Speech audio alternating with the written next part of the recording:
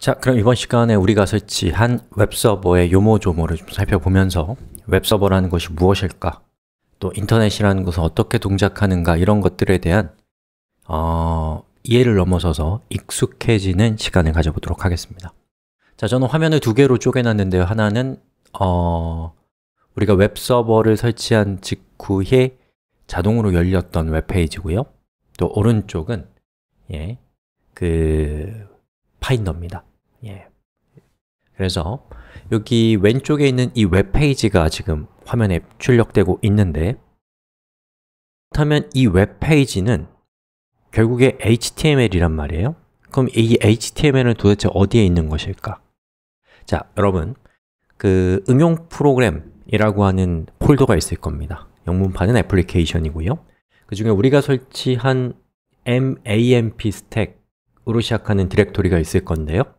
거기에 보면은 우리가 아파치를 설치한 것이니만큼 apache2라고 하는 디렉토리가 있을 겁니다. 거기에 htdocs, ht는 하이퍼텍스트, doc는 문서라는 뜻입니다. 즉, 웹페이지들이란 뜻이죠. 라고 하는 디렉토리에 보면 이렇게 여러 파일들이 잔뜩 있는데, 지금 제가 접속한 이 주소를 보시면 127.0.0.1 8080 index.html입니다. 즉, index.html 파일을 우리가 연 거다 라는 것을 추론할 수 있단 말이죠.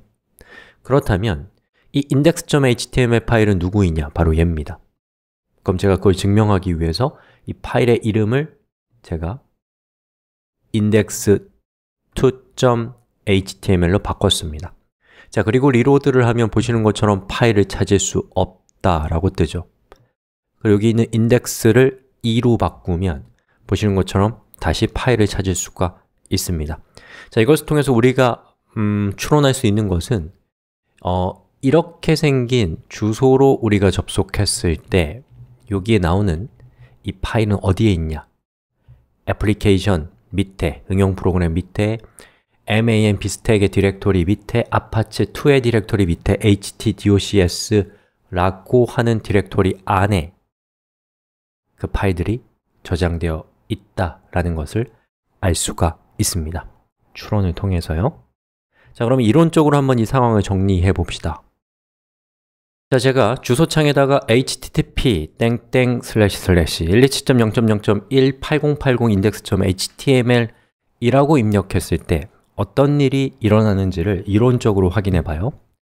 자, 우선 우리의 컴퓨터가 이렇게 있습니다. 자, 이 컴퓨터에는 htdocs라는 디렉토리 안에 저는 index.html이라는 파일을 저장해 놨어요.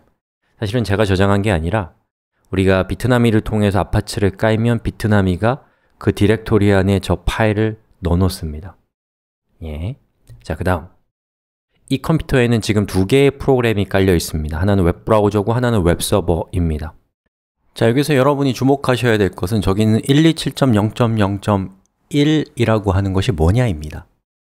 자, 저것을 우리가 이제 들어보신 적이 있을 건데 IP라고 하는 게 바로 저겁니다. 정확하게는 IP 어드레스, IP 주소라고 하는 겁니다.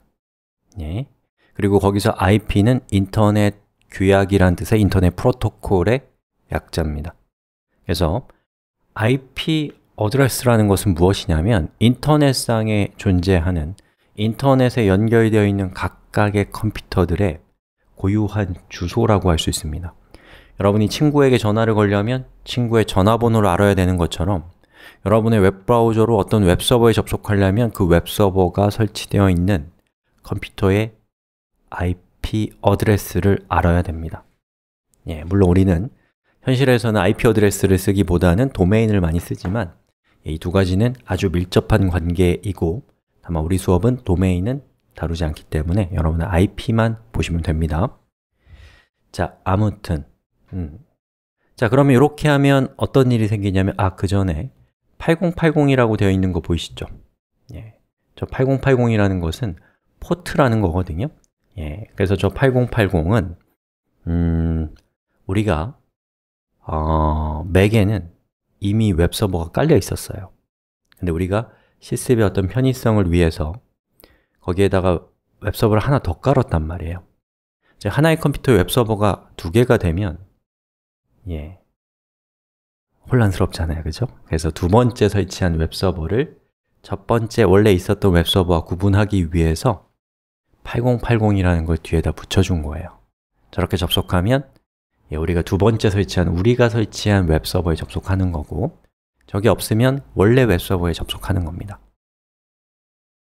이해 못해도 괜찮고 그냥 저렇게 쓰면 된다라고 생각하시면 됩니다. 혹시나 여러분들이 지금 실습이 안 되면 8080을 떼어내고 한번 접속해 보시면 또 될 수도 있습니다.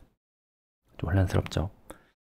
자, 그러면 어떤 일이 생기냐면, 자, 웹브라우저에 127.0.0.1이라고 하면 웹브라우저가 설치되어 있는 컴퓨터 자체를 의미하고 그 컴퓨터에 있는 웹서버에 접속이 됩니다. 자, 그럼 웹서버에게 웹브라우저가 뭐라고 얘기하는 거냐면 나는 index.html 파일을 원해 라고 얘기한 겁니다. 그럼 웹서버는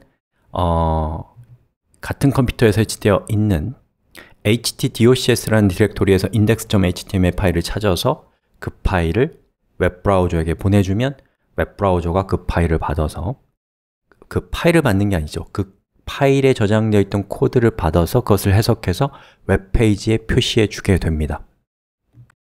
자, 그럼 이 그림을 보시는 것처럼 웹브라우저가 127.0.0.1로 접속하면 웹서버에게 index.html 파일을 건네받는다면, 웹서버를 끈다면 건네받을 수 없어야겠죠. 정말 그런지 확인해 봅시다.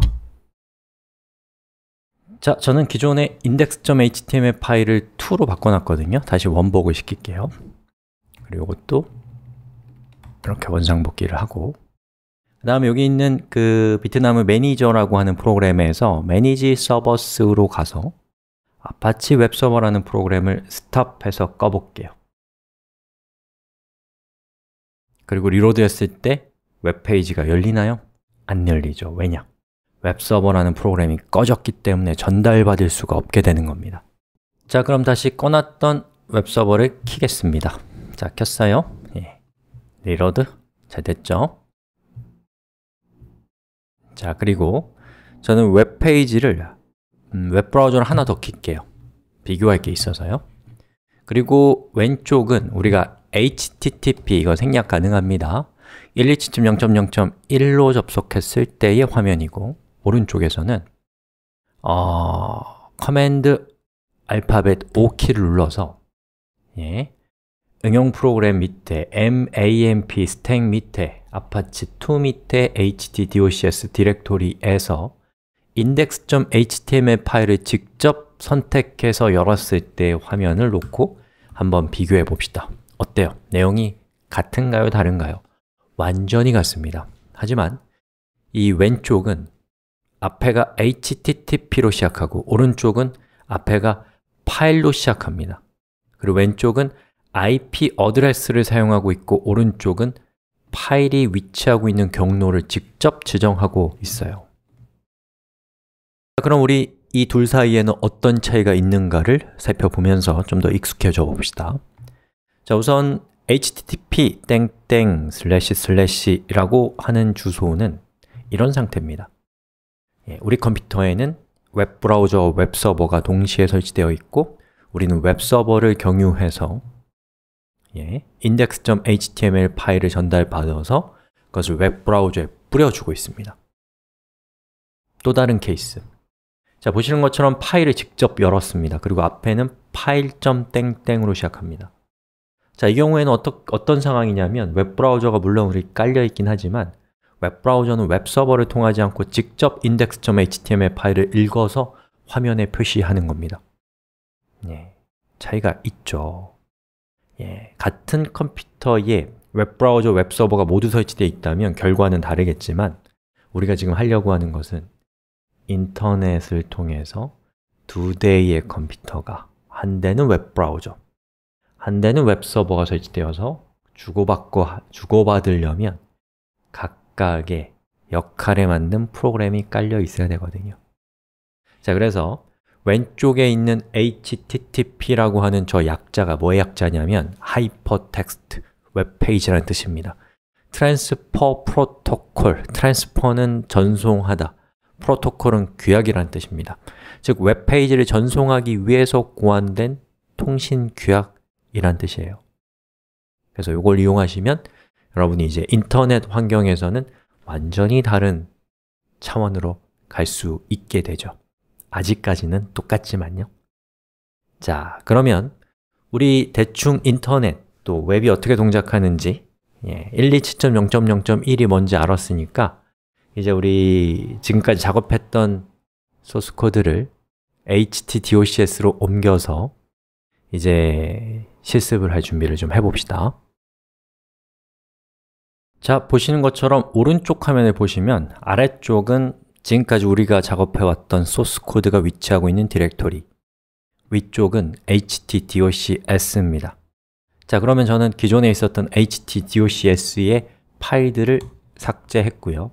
그리고 우리가 열심히 만들었던 예제를 이렇게 옮겼습니다. 카피를 하는 게 낫겠네요. 자, 이렇게 복사한 다음에 리로드를 하면 어떻게 될까요? 짜잔! 기분 좋네요, 그죠? 자, 이렇게 됩니다. 그리고 이렇게 클릭해보면 보시는 것처럼 우리 예제가 잘 동작하는 것을 볼 수가 있죠. 여기까지 하겠습니다.